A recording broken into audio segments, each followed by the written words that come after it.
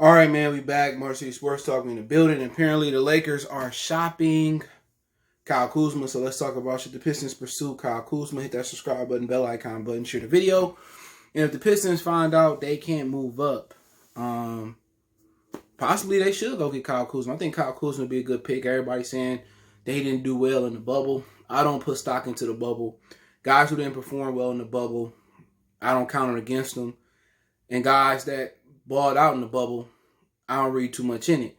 Bubble wasn't real basketball. The refereeing, the officiating was the key, was the biggest thing about the bubble. And then the whole Kobe LeBron narrative about the bubble. The bubble wasn't real basketball. Now, the NBA could start another bubble as soon as January, maybe as late as March.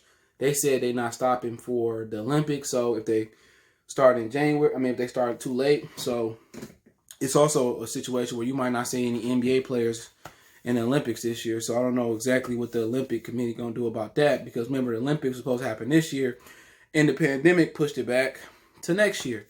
I'm not sure if the pandemic going to be over with. If you haven't heard, they've been doing trial runs on people for the coronavirus, and one of the patients became shockingly ill and they don't know why. Not sure if they found out. This was a couple of days ago, but Kuzma can fit right in. Depends on who you gonna draft. If you don't bring back Christian Wood, it really probably won't matter. All right, because Kyle Kuzma is not gonna be a five, not too often. And Kuzma, if you like Obi Toppins, then you're really not looking to bring in Kuzma. And Kuzma, Obi Toppins, they kind of remind me of each other. And I'm gonna say the Obi Toppins for later because I'm gonna do a video. I think Obi is more explosive, but they both don't play no defense. But that's one thing you got to think about when you bring Kuzma in. He can give you some help at the 4. He can temporarily play the 5 when you're not playing Jokic and Beeb and guys like that. He can definitely play the 3. Diambo can play the 2 or the 3. People get caught up in positions. Diambo can guard forwards, power forwards, probably guard some 5s some nights. And he also can guard some 2s and 1s. His versatility is great. So what you're really looking at is, if you're going to go forward with Luke Kennard, he can't defend nobody. So depending on who you bring as your point guard in this draft, they got to be able to defend. Because once you commit to bringing Kyle Kuzma in, Kuzma and Wood, if you keep Wood, they ain't the greatest defenders. And defense is more effort than anything. It's just like rebounding. You put Luke Kennard out there, he can't defend. So really, if you're thinking about bringing Kuzma in, and you probably have to trade Luke Kennard to get Kuzma anyway. Now you're looking at a situation where Kuzma and Christian Wood really don't go together. Because you need somebody that can defend the interior. So it's okay to say if you got a 2 guard that can't defend, but your 3 and your 5 can defend, and your point guard can defend. So what you're looking at is, if you swap Christian Wood out and trade him for Kuzma,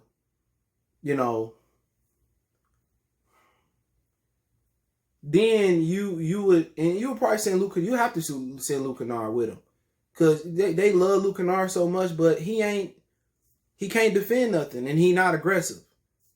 So now you're in a situation where you have no 5s on the roster. So now you're in a situation where if Wiseman fall, you got to take him. And that's the truth. And then you're probably looking at bringing in whoever big fella out there, Olynyk, Ibaka. You're looking to bring a veteran in. Jakob Porto will be a straight veteran, because you can't trust Patton because he can't stay healthy. It's odd, you know what I'm saying? Because in this league, you need to be able to defend. And if you bring Kuzma in and you don't have a 5, it's hard to believe they're not bringing Wood back. So really, you say Wood, Kuzma, and Diambo. You just got to have somebody that can defend in the interior from the 4 to 5 spot. You can bank on them being better defensively. You can definitely bank on that happening and getting the effort out of them. But to be honest, in this situation, man, that would mean you would have to probably draft. You would probably have to draft a Wiseman or a great defensive player right now. So that would take, Obi off the board. That would take, and you would have to really probably go with Haliburton or Wiseman. If you put Wiseman in the middle, you can move Kuzma to the 3. You can move Diambo to the 2 if you want. You can put you could put Christian Wood at the 4. That's still a stretch. It's hard for me to envision Kuzma fitting in defensively. And even if you got a scenario where you put out Christian Wood, Kuzma, Luke Kennard, you're not going to be a good defensive team. When the Pistons are relevant and good and fighting for championships, they're a good defensive team. Am I worried about his performance in the bubble? No. Am I worried about him averaging 18 points his rookie year and now he averaging not that many points? No, because playing next to Anthony Davis and LeBron James is tough for him.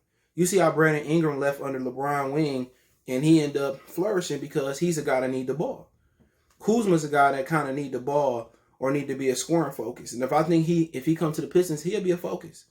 He averaged over 20 points with the Pistons. My issue with him is, can he distribute? Can he defend? Can he rebound at a higher clip? If I just had to say I'll take a flyer off him based off the talent, yeah, but then I still prefer bringing Kelly Oubre in. Just my opinion, because Kuzma got to get paid in a minute. You got to pay him. So I still prefer Oubre, because what I know Oubre going to do, he going to defend. That's a Piston trait, and he can shoot the 3.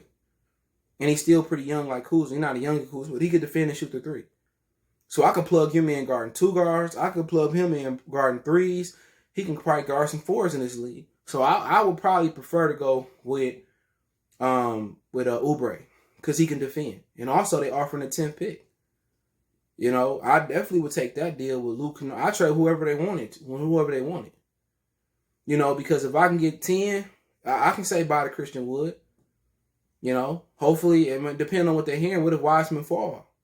Or what if you can trade up next year? You can now really, if you trade for 10 and you give whatever it is, Wood, Luke Kennard up, whatever they're looking for, in that situation, you really can mortgage next year's number 1 pick if you want to. Now you can move up to Minnesota. You still can protect it if it's a lottery, a top 5 pick or whatever, top 3. You still can protect it, but now it gives you more flexibility. And people asking about Onik Okongwu, who played with the Ball brothers in high school, was in UFC. I just don't see him being a 5 or 4 next to Wood. He got to be next to a guy that can play center like Jokic. Wiseman, like if they end up with 7 and 10, and they can somehow end up with Wiseman, and then end up with a pretty good point guard prospect. I mean, they ain't got to get Wiseman, to be honest. They can trade back in the back half and find still a good point guard. They can get Wiseman, and they can get Aaron Neeson. He'll fit what they do. It's a lot that they can do if they can get 7 and 10. And that's what makes Oubre more attractive. Oubre defend, Oubre can shoot. In this situation, you put Oubre and Diambo on the wings. You put them on the wings. That's nice. And then also I can get 7 and 10. I can do anything I want to. Sorry for the dog bark. He mean. I can do whatever I want to. So it's not a knock on Kyle Kuzma at all. It's just that really, if you bring Kuzma in, then you really got to bring in a defensive-minded 5. And then your front line is better. Now you got a guy like Wiseman, just saying, who can defend the rim.